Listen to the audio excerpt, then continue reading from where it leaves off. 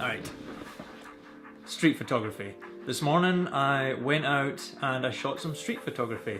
I was watching a video on Evan Ranft's channel and he challenges himself to go out and do 1 hour of street photography and he makes a video from that. And last week his video was challenging people who watch his channel to go out and make street photos that week and just go out for an hour and try and make some sort of street photos.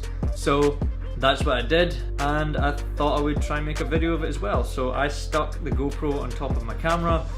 I don't have a head mount for it, and also I'm not quite there yet being able to walk around with a GoPro strapped to my head.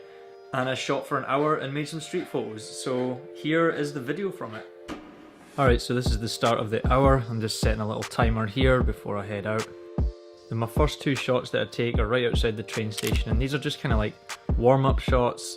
They're not really good at all, but I'm just sort of seeing some interesting light and taking a sort of pot shot to kind of just get myself started and get some sort of image.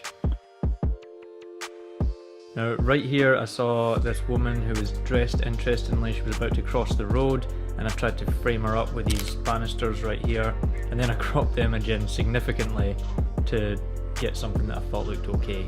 Then I was walking around the city for a little bit, didn't see much for a while, and I came to this street corner, and just kind of at the last second I spotted this guy walking right into this spot of light against this building, and it would have been a really nice shot. Maybe had I been in a slightly better position, or had that lamppost not been directly in the shot where he was walking into. Walking further down the street I still wasn't seeing anything of great interest. I started to take some pictures of like buildings just to see if I could get an interesting architecture shot, and then if I didn't come away with a great street shot at the end of the day, I would be slightly less disappointed.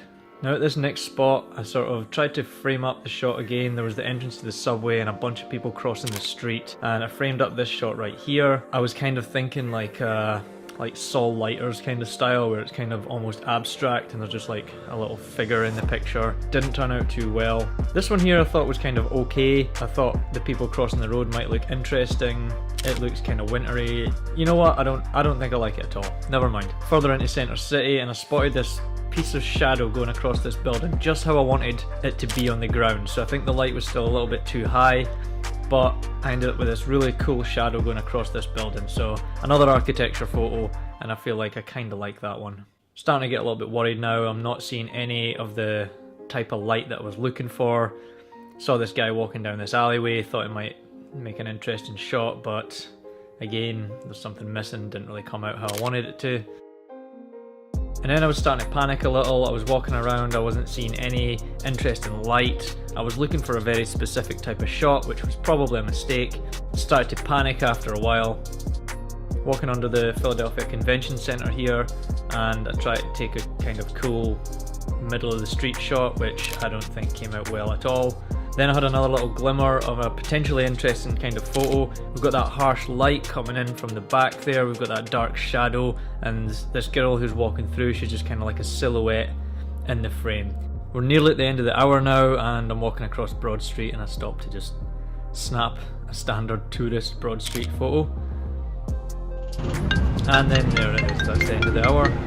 But I didn't stop taking photos because I had to walk back to the train station, and it was a little bit before the train came anyways. So here I am, I'm framing up this shot where there's a guy just walking across the crosswalk. Thought it might have made something interesting, but didn't really come out quite how I wanted it to. And then just when I think I'm not going to get anything interesting, I walk into this patch of light right here. And this woman is at the end of it, she's walking into the door of this building, and the sunlight just happens to be hitting it perfectly, so she's walking into the darkness, and there's this little pool of light just at the entrance of the building.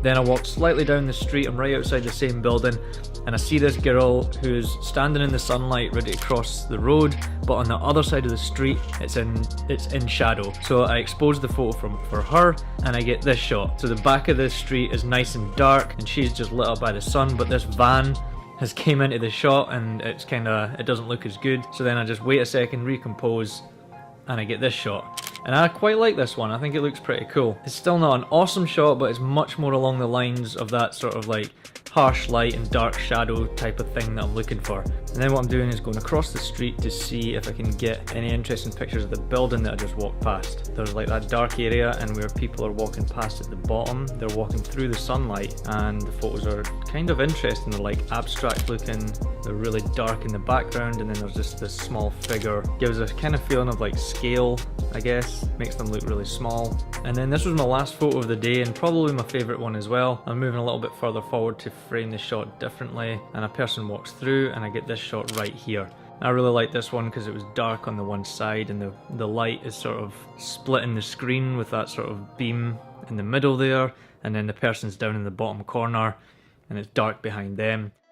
And that was it. That was my 1 hour of street photography challenge. Personally, I found that the challenge was a really good way to just make me get up in the morning and head out and take some pictures, because before 10 AM I'd already done an hour of photography and I was feeling pretty good about myself that day. For someone who's not a street photographer, I was happy to walk away with at least 2 images that I thought were pretty good and I would be quite happy to post on Instagram. And this is something I'm definitely going to start doing more of. Maybe I'll just start heading out and doing hour photography challenges to sort of force myself to get better at street photography, which is something that I would really like to be good at. It seems to me to be one of the most difficult kinds of photography, for at least for me, to get a grip of. I just don't understand how some people do it. But anyways, before I start rambling, thank you very much for watching. Like and subscribe if you haven't already, and I'll see you in the next video.